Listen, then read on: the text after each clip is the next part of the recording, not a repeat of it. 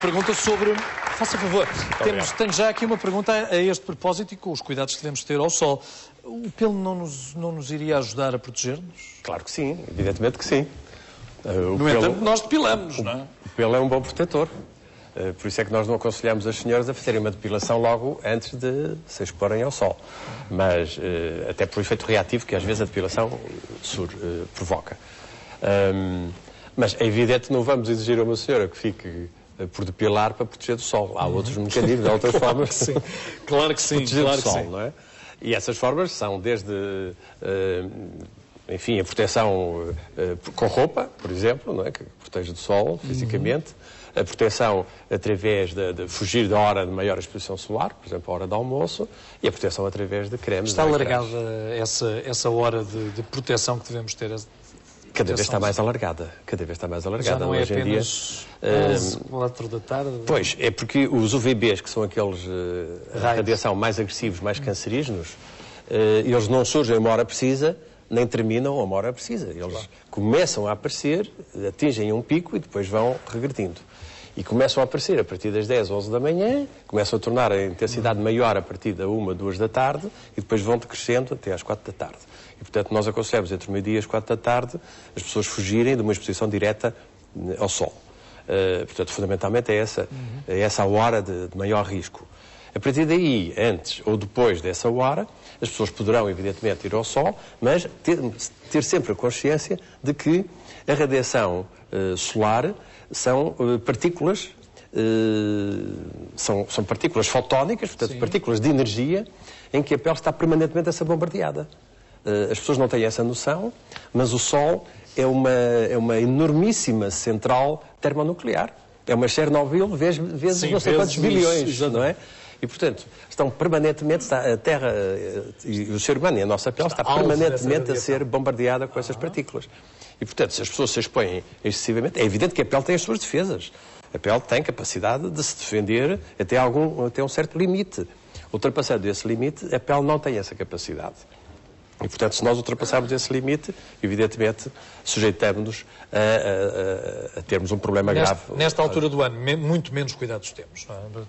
Pois, nos expomos ao sol na tentativa de nos recordarmos do verão.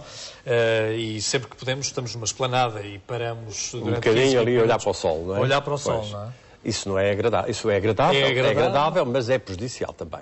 Particularmente os primeiros raios solares, em que a pele vem de um inverno prolongado, embora hoje em dia a pessoa tem que ter consciência de que este conceito de férias já está a variar muito. Hoje em dia as pessoas não fazem só férias no verão, hoje em dia as pessoas vão no Natal até para as Caraíbas e vão para a neve, e no verão ainda fazem mais uns dias no Algarve ou noutro sítio qualquer. E, portanto, as pessoas, de facto, hoje em dia apanham doses excessivas da radiação solar. Doses excessivas. Vou reter, pode continuar. Exatamente. E essas doses são doses que a pele não consegue, de facto, aguentar. E acaba por lesionar células da epiderme. E essas células acabam por, um dia mais tarde, degenerarem e, portanto, poderem desencadear um tumor cutâneo, que é mais grave naquelas pessoas que apanham aquilo que nós chamamos de intoxicações solares. Daquelas pessoas que normalmente estão longos períodos a trabalhar dentro de casa, que não se expõem ao sol e que vão uma semana ao Brasil, ou uma semana ao Algarve, ou 15 dias ao Algarve, e que tentam nessa altura... Fechadas nos escritórios. Fechadas nos escritórios, fechadas entre quatro paredes, não é? Sim. E que a pele está, digamos, não defendida, e que apanham uma dose de radiação muito intensa em curto período, essas pessoas têm mais riscos de desenvolverem um cancro de pele, que é o mais maligno, que é o chamado melanoma, do que outras pessoas que se expõem de uma forma crónica ao sol, que também estão sujeitas a um tipo de cancro, mas é um cancro menos maligno, digamos assim, que é o carcinoma basocelular ou o carcinoma espinocelular. Dirão os nossos telespectadores, aqueles que tiveram a oportunidade de, no passado Natal ou por aí, de ir de férias, mas eu acautelei-me, eu pus os protetores solares devidos... Claro, é evidente que sim, e eu espero bem que sim, mas repare... Espero bem, sim. Mas repare que, primeiro, o nosso clima, eu costumo dizer que o nosso sol é um sol muito superior ao sol do Brasil. Porque é um clima temperado, a dose de radiação é muito menor no nosso país, que é junto ao Equador. a radiação junto ao Equador é maior, muitíssimo mais agressiva. Está mais próxima do Sol. Exatamente, portanto, muito mais vertical, portanto é uma dose muito mais intensa. E, portanto, nós temos, de facto, um Sol muito mais acolhedor, se assim possamos dizer, do que esses outros países, ou Caraíbas, etc. Não é? E, portanto, essas pessoas saem do inverno e vão, de um dia para o outro, expor-se num clima intensamente agressivo para a sua pele, pessoas que nunca habitaram nesses ambientes e, portanto, em que a sua pele não está minimamente defendida nem protegida por esse tipo de radiação. Essas pessoas correm, de facto, efetivamente grande risco. Falou-me em doses excessivas. Nós devemos periodizar o tempo de exposição ao sol? Isso depende muito de pessoa para pessoa. E depende daquilo que nós chamamos o fototipo. O fototipo é a tonalidade que nós temos da pele, é a quantidade de melanina que cada um de nós tem em termos de base. Digamos, cada um de nós nasce com o fototipo e que depois podemos ficar mais bronzeados ou menos bronzeados consoante a radiação em que a pele se sujeita. Ou seja, o bronzeado, em termos globais, nós temos que ter consciência que o bronzeado é já uma defesa a uma agressão. Quando a pele fica bronzeada porque as células, os melanócitos, reagiram a uma radiação, uma radiação fotónica, as tais micropartículas, em que foi bombardeada. E, portanto, a pele reage promovendo... Mas é assim que nós gostamos mais de nos ver, não é? É assim, infelizmente. Mas nunca foi assim. Repare, na história da humanidade nunca foi assim. Se nós formos ao passado, vemos que a Cleópatra nunca queria ser morena, era egípcia, ela não queria ser, queria conquistar o... Morenos eram os do povo, não é? Exatamente. Estavam expostos ao sol. Exatamente. O sangue azul era sangue azul porque as senhoras, de facto, tinham a pele muito clara e as veias viam-se através da pele. E, portanto, diziam que tinham sangue azul, ao contrário das senhoras do povo, que apanhavam muito sol e, portanto, as veias não eram visíveis. O sangue azul, dizer que a pessoa tinha sangue azul veio precisamente disso. E todos nós conhecemos do tempo das nossas bisavós, que andavam de sombrinha, chapéus, capeline, usavam meias até aos cotovelos, não é? Saias compridas. Enfim, era assim, não é? E, infelizmente, a partir de 1930, 1940, é que a situação mudou e nunca o ser humano se expôs tão intensamente ao sol como nos últimos 50, 60 anos. Temos hipótese de, através de algum teste, sabermos exatamente qual é a nossa capacidade solar? Há hipótese de saber, evidentemente que sim. Há testes que nós podemos fazer para isso. Mas não é fácil fazer esses testes em toda a população. Toda a população, claro. Não é? Podia ser algo acessível, podia ser algum produto que comprássemos na farmácia. Não é fácil, não é? Evidentemente, há neste momento uns tipos de selos que as pessoas podem colar na pele e que nos indica a quantidade de radiação ou o risco de radiação que a pele está a ser submetida nesse período. Isso é a hipótese. Nós temos ao telefone uma nossa telespectadora, Maria Carolina, fala-nos do Porto. Julgo que queria colocar uma questão, faça favor. Boa tarde. Boa tarde, Jorge Gabriel.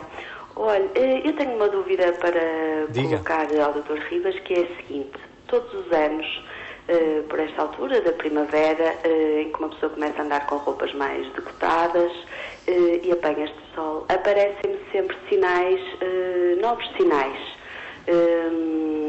pequenos, mas vão aparecendo todos os anos. E eu gostaria de saber se isto é preocupante. Se é um sinal, não é? Se isto é um sinal de alguma coisa. Exatamente, se é sinal de alguma coisa. Depende da idade. Não sei a idade, desculpa esta pergunta, mas tem que ser feita, não é? Que idade é que tem? Eu tenho 30 anos. Pronto, é muito cedo para começar a ter sinais. Normalmente todos nós temos sinais, entre 30 a 40 sinais todos nós temos. Eu falo de nós, indivíduos de raça branca, porque o indivíduo de raça negra normalmente tem muito menos sinais, ou quase não tem sinais, mas os indivíduos caucasianos têm muitos sinais, têm muitos nervos. Entre 30 a 40 temos. Naturalmente há pessoas que têm mais, outras que têm menos, e quanto mais sol as pessoas apanham nos primeiros anos de vida, maior a tendência de vir a ter sinais depois ao longo da sua vida. Evidentemente que esta senhora, provavelmente, o que ela fala é sinais que vão aparecendo porque se expõe ao sol, mas também podem ser aquilo que nós chamamos lêntigos. São umas manchas castanhas que surgem habitualmente nas áreas do decote ou na face e que têm a ver também com a exposição solar. São manchas castanhas lisas. É isso que percebe consigo? Sim, são algumas manchinhas que muitas vezes até é difícil definir se são sinais ou... Deve ser isso. Isso tem a ver, normalmente, com, de facto, queimaduras solares. É falta de proteção. É falta de proteção. É sol em excesso, efetivamente, não é? E há algum conselho O conselho é a proteção, reduzir o sol, usar um protetor solar, evitar as horas de maior exposição solar e usar um creme ou uma roupa por cima da sua pele, não é? Claro que nós não queremos com isto que toda a gente ande agora tapada com burca, não é? Penso não que é essa a ideia, ninguém gosta.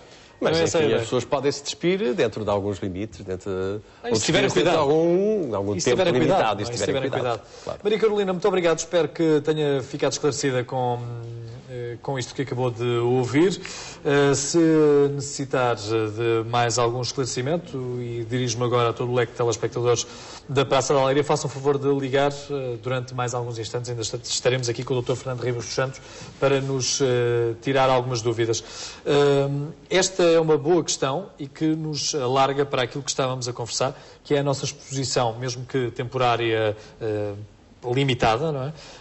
Ao sol numa pequenina esplanada. Devemos de transportar um cremezinho, um protetor? Repare, quando lemos o jornal ao fim de semana... Repare que a nossa pele está preparada para responder a dose de radiação solar. Se tivermos uma hora ou duas a ler o jornal... Agora, se tivermos uma hora ou duas, não, isso não conseguimos, evidentemente, e sofremos com isso, não é? Agora, estarmos uns momentos, darmos um passeio, não é dramático, não é? Temos que ter algum equilíbrio também na forma e algum bom senso. Que utilizar nesta época do ano? Se as pessoas apanharem muito sol, evidentemente, tem que usar um fator elevado. Um fator de 50, à volta de 50 mais, que é o limite máximo hoje em dia estabelecido. Mas tem que o reaplicar de 2 em 2 horas. Porque ao fim de 2 horas, esse creme deixa de ser eficaz. E repare que eles são bastante dispendiosos. E uma embalagem dá para uma ou 2 aplicações. Portanto, não é execuível, de facto, uma pessoa usar um creme de proteção solar durante um mês de férias em toda a pele do corpo. E, portanto, atinge valores exagerados, exorbitantes. E, portanto, as pessoas o que têm que fazer é o que está agora a começar a acontecer, que já está na moda. O próprio chapéu começa a estar na moda, não sei se já se aperceberam. Penso já, felizmente. Já se aperceberam, já está na moda. Os chapéus largos, os senhores já começam a andar com chapéus largos, até os próprios homens já começam a andar de bonés e chapéus. Voltaram ao boné? Voltou. As senhoras na praia já começam a usar aquelas túnicas, não é? Embora por baixo possam reduzir, enfim, ao mínimo necessário. Do modo como entender. Mas, enfim, há aquelas entradas e saídas de praia, como dizem, e é preciso ter cuidado. Tem que ter algum cuidado. E já começa a estar na moda também esse tipo de E é preciso ter cuidado, principalmente nas horas... Exatamente. E agora há vestuários, inclusivamente para crianças, que começam já a aparecer em Portugal, vestuário anti-ultravioleta, em que nós podemos vestir a criança com essa roupa e com esses chapéus e deixar as crianças tranquilamente na praia divertirem-se com a areia. Eu sei que não é oftalmologista, mas eu vou colocar-lhe uma questão problema das cataratas. sobre os olhos, mas entretanto temos a Francisca Silva ao telefone. Olá, boa tarde. Olá, viva. Faça favor. Olha, eu tenho uma filha com 2 anos e eu queria perguntar ao Sr. Doutor se já pode sair com ela para a rua nesta altura do ano ou se preciso de pôr um protetor solar. Já. Muito obrigado. Ora, muito bem. As crianças, durante o primeiro ano de vida, a pele é uma continuação da pele embrionária. E, portanto, no primeiro ano de vida, as crianças não devem de todo serem expostas diretamente à radiação solar. Primeiro ano de vida. Estamos esclarecidos. Durante o segundo ano de vida, com muito cuidado, com muita atenção. Muito cuidado e muita atenção. A partir daí, também com cuidado, evidentemente, mas já de uma forma já mais liberal. Já não é necessário ter aqueles cuidados excessivos. Agora, sair à rua, evidentemente que pode. As pessoas, qualquer um de nós, ao sol. Exatamente, qualquer um de nós que tem uma atividade urbana, apanha minutos de sol durante o dia. Não é dramático andar ao sol, nem é preciso pôr um protetor solar de manhã à noite. Se sair de manhã à hora do almoço para atravessar a rua e para ir ao café ou para ir almoçar e entra no carro e vai a uma loja, não tem qualquer sentido. Ficou com este esclarecimento, Francisca, muito obrigado pelo seu telefonema. Estava a perguntar-lhe pelos olhos, porque eles também estão expostos ao sol. Claro, o problema da radiação solar é os olhos, o risco de cataratas, fechados, o risco de cataratas, evidentemente. Como é que eu defendo, não é? Com óculos anti-UV. Sim, óculos anti-UV, embora os oftalmologistas considerem que as próprias pálpebras têm um efeito de proteção bastante acentuado. Mas há uma coisa muito importante que temos que dizer às senhoras, é que um grande fator de envelhecimento cutâneo é, de facto, o sol. E, portanto, o melhor cosmético que as senhoras podem usar é evitarem o sol. quanto menos sol as pessoas usarem... menos dispendioso. E muito mais barato. Isto extraordinariamente mais barato, não é? E outro, além disso, é preciso notar que se essas pessoas, além de apanharem sol, se fumarem, se forem fumadoras, então o risco é elevadíssimo do envelhecimento cutâneo precoce. É bom que fiquem a pensar nisso cada vez que... Além da idade, naturalmente, os grandes fatores de envelhecimento cutâneo é a idade, que nós não podemos fazer nada. Enfim, é uma inevitabilidade. Temos o sol e o tabaco. Portanto, se nós, pelo menos duas destas, conseguirmos reduzir, acho que temos um... São estes os fatores que fazem com que pareça mais velha, minha amiga. Portanto, faça favor de ter cuidado consigo. Doutor, muito obrigado pelos seus esclarecimentos. Muito obrigado, eu que agradeço. Muito obrigado por ter estado aqui nesta praça na aula.